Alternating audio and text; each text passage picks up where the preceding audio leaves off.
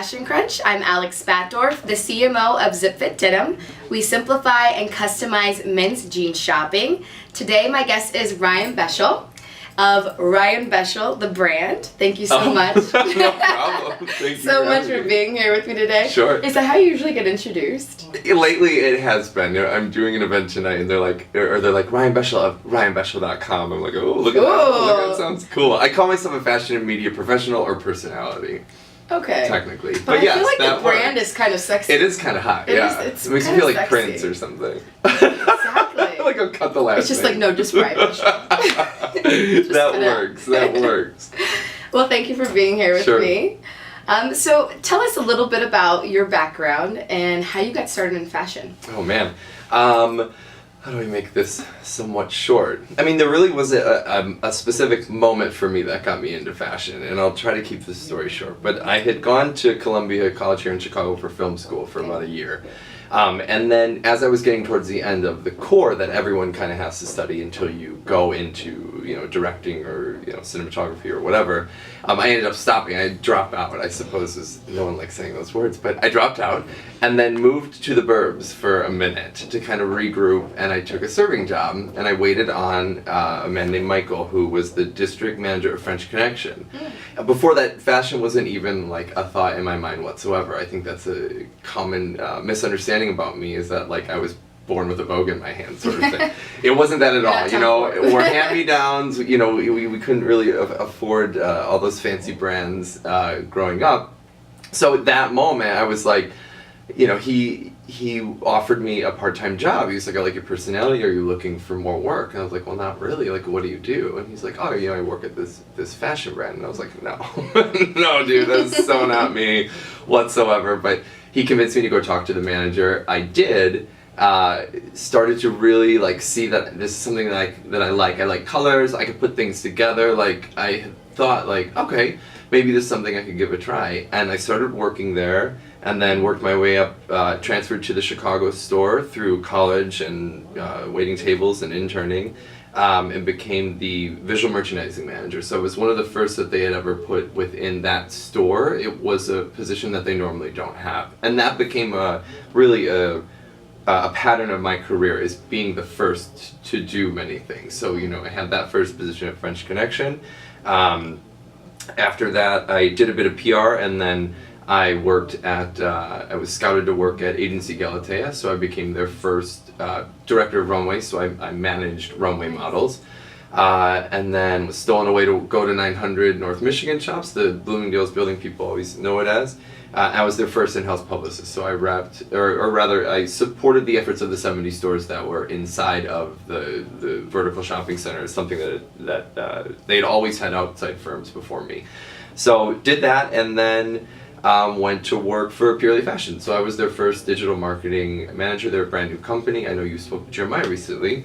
And now I found myself on my own. So that's kind of the short-ish long story. But a lot of people don't know that I worked at P.F. Chang's, and that's where I met Michael, who I still would love to get a hold of and let him know how, I mean, that moment in time changed everything for me. And I think there are a lot of moments like that people don't pay attention to, where these opportunities are knocking on your door, and you either take them or you miss them. And so my life has been really a series of these moments that have been like, oh, something's happening here. It doesn't feel comfortable, it doesn't feel right, but maybe that's the exact reason I should go towards it. So, yeah, I'll stop there. I like that explanation, though. Good. I think a common misconception is like, you have to have this like grandiose like story behind how you started, but I feel like the more humanizing the story is, like, sure. I started at P.F. Chang's. Yeah, I'm telling you, or, like, you know, busting tables. I served there for 1 month. I mean, in that month, and specifically that day,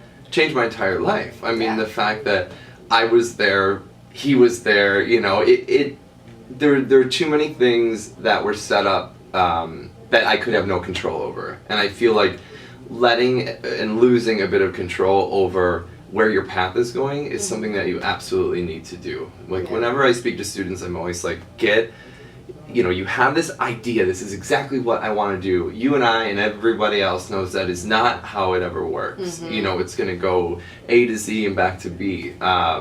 So I always say kind of know the flavor what it is that you want to do, but try a ton of things and always be ready to learn what you don't want to do. I think that was some really of the most important things that I've ever learned is taking internships and being like, don't want to do this at all. You know what I mean? Whether it doesn't put you a step, further back, it puts you a step forward, closer to the thing that it is that you do want to do. I suppose, pay attention. Better to, experiment now than when you're later on in life. Exactly. You have a lot of obligations. Exactly. So one of my my favorite pieces of advice that I've ever gotten was from a mentor when I was back in college and I was getting into entrepreneurship, was that investors don't invest in companies, they invest in you. Sure. And you have obviously built a strong personal brand, which I think is a very important part of your career, whether you work for yourself or someone else. So how do you feel building a personal brand has been an integral part of your success? For me, it's been everything. Yeah. And that's specifically because of my industry, which is heavily PR focused. So, having my own personal brand has helped in numerous ways. I mean, number one, just to kind of get my name out there so that people know who I am, and so that there are examples out there of the work that I've done, meaning that there are people within this industry that I work with who can vouch for me, and say, Ryan is good at this or that or the other thing. Being able to have a presence like that brings value to me as an entrepreneur, because people can more easily find me because of the amount of kind of like outreach or press things that I've done. But then vice versa, my clients can also kind of get the benefit of me having a large network in order to spread the word about the things that they're doing, because essentially that is my job.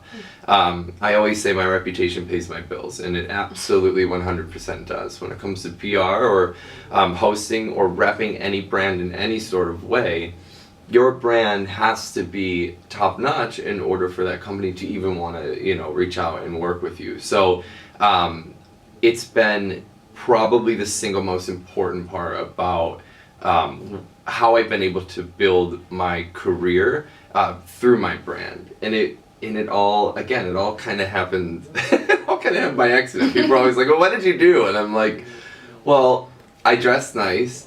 I was nice because I'm a nice person. I did go work, and I always kind of followed up with people. And to me, it was as simple as that. Whether it's fashion or not, I think those rules can apply to really anybody who's trying to make it. It wasn't like there wasn't anything crazy different that I did. I just did what I thought that you did to be successful in whatever industry that I was in, and I've been lucky enough to be able to continue working now and be on my own, which is crazy. It's fun. But fun. It is fun, challenging, depending on the day. It's up or down, as I'm sure any entrepreneur would know. I'm figuring it out as I go. Which we all are. I mean, you can be a seasoned entrepreneur and you're still figuring it out. Sure.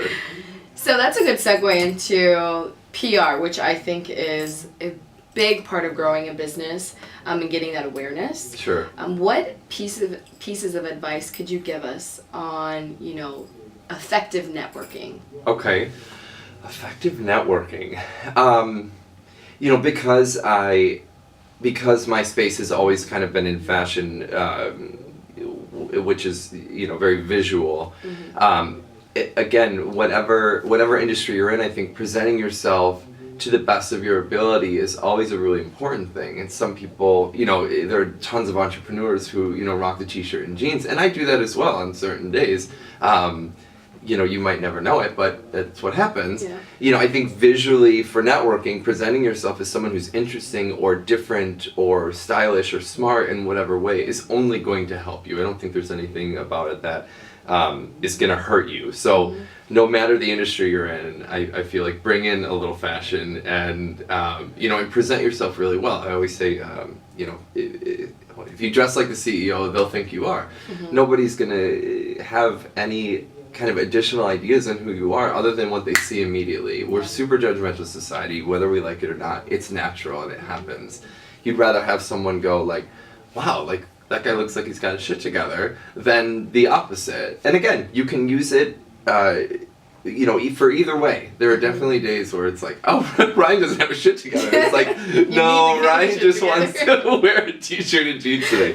But I think, you know, to get back to your question, networking, having, I think having a great look, again, being a nice person who's able to talk to other people, it's not the easiest thing to do. No. And, you know, usually you wouldn't expect certain people to be nervous or this or that, but like I can tell you, you know, breaking news, I'm always freaking out at any of these events. I'm just as nervous as anybody else. Oh, yeah. You just have to kind of go along with it, you know, suck it up, and move forward and have a conversation with people. You never know who you're going to run into. And finally, I would say be prepared. You know, you've got to have cards. You have to have a representation of yourself and what it is that you do to leave with somebody so that they can walk away and go further research and explore on their own.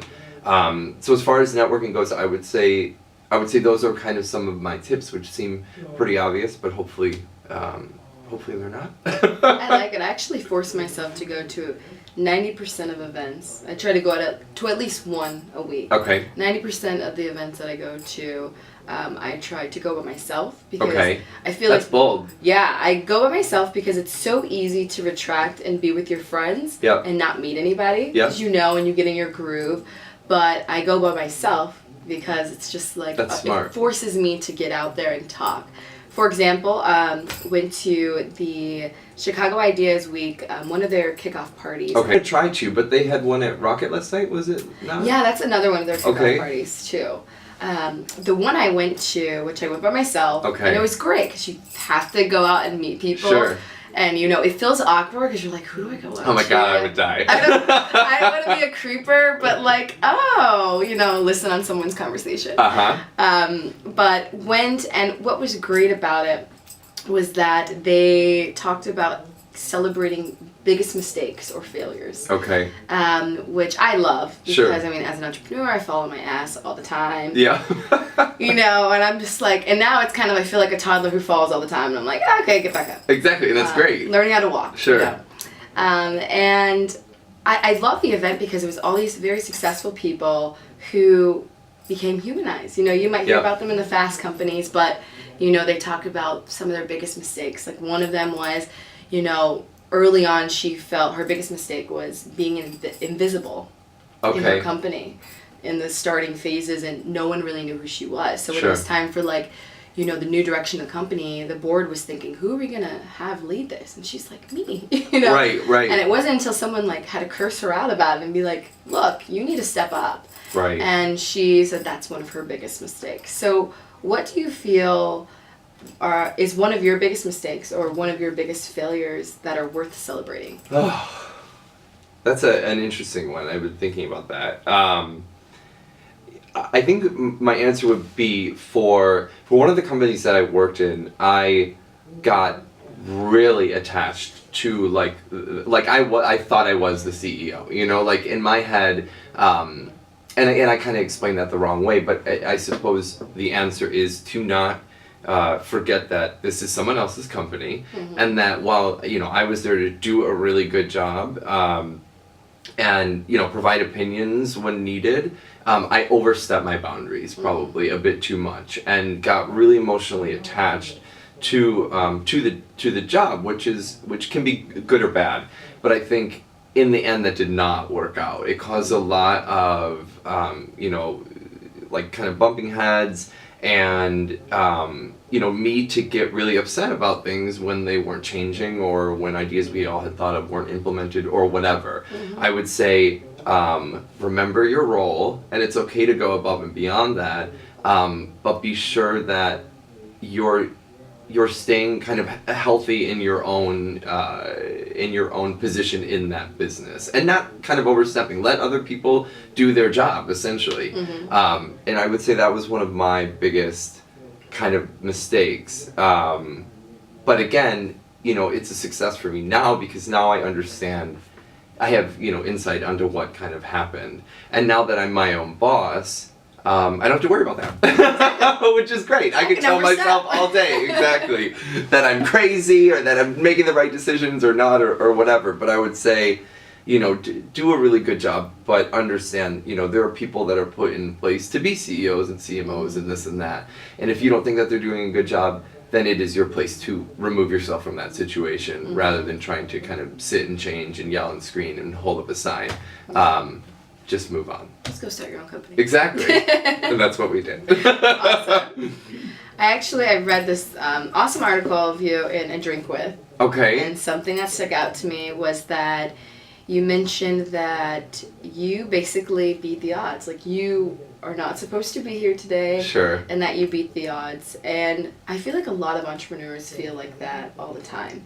I do on a daily basis. I'm like, how the hell did I get here? I'm telling you, yes, yes. So, how do you feel that you overcome and beat those odds? And what, advice would you give to entrepreneurs that are feeling that way and are trying to beat the odds? Oh man, that's such a great question. I haven't read that interview in a while. That was a long time ago. Now I'm like, I kind of want to see what I said. But yes, I always, I try not just to kind of say it to myself too much because, I do deserve everything that I've kind of fought and worked for. And a lot of times, there are times in my life where I'm like, I had no idea how that happened. It just happened. And then people are like, well, yeah, because you did it, because you busted your butt and got there. And it's like, okay. But yeah, to me, looking back, and now I'm glad I kind of told you the story about P.F. Chang's, because before that time, that was 2005, to give you insight.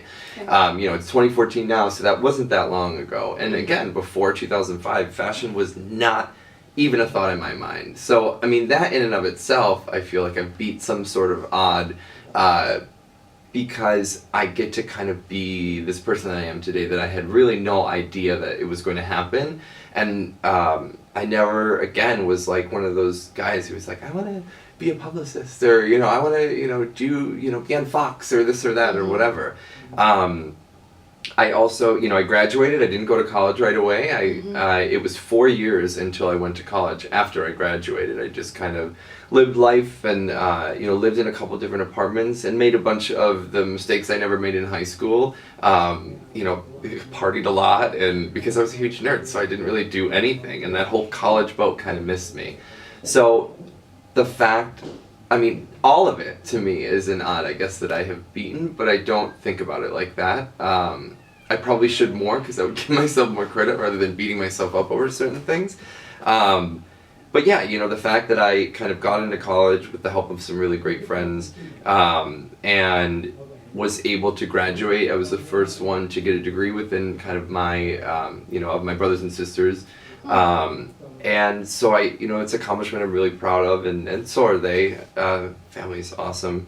So I would say, yeah, a lot of the things that I've done, like, I had no clue were going to happen. And, again, people kind of always ask me, like, how did that happen? It's like, I don't know, it's the greatest thing, you tell me. You've been watching, tell me what's going on. But again, I think those simple things, doing good work, presenting myself in the best way possible, being as nice as I can, and then meeting as many people have kind of helped me to beat those odds. I essentially wanted to be the opposite of what I was in high school. And in high school I was, I was quiet, I was made fun of a lot, like I didn't say a thing.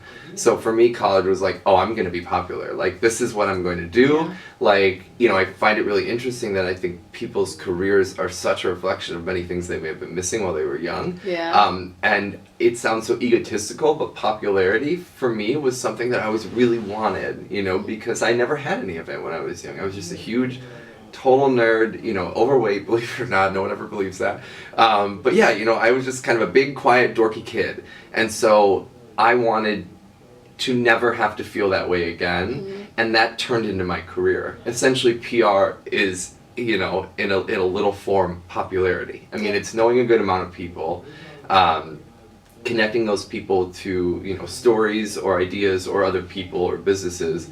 So essentially, it's popularity, like, with a paycheck kind of thing. I like that. Yeah, it's really, and I hate to say it like that. People's new tagline. I hate to say it like that, but I really do think that is kind of a small reason, for me at least looking back, how and why I became this person who, you know, is really who I am, but it is because of something that was lacking for me when I was young that I'm able to kind of fill now in whatever way that is, by, you know, doing good work and knowing great people and having an awesome network around me at all times that kind of supports and guides me. And then I hope I can do that same thing for other people in my network.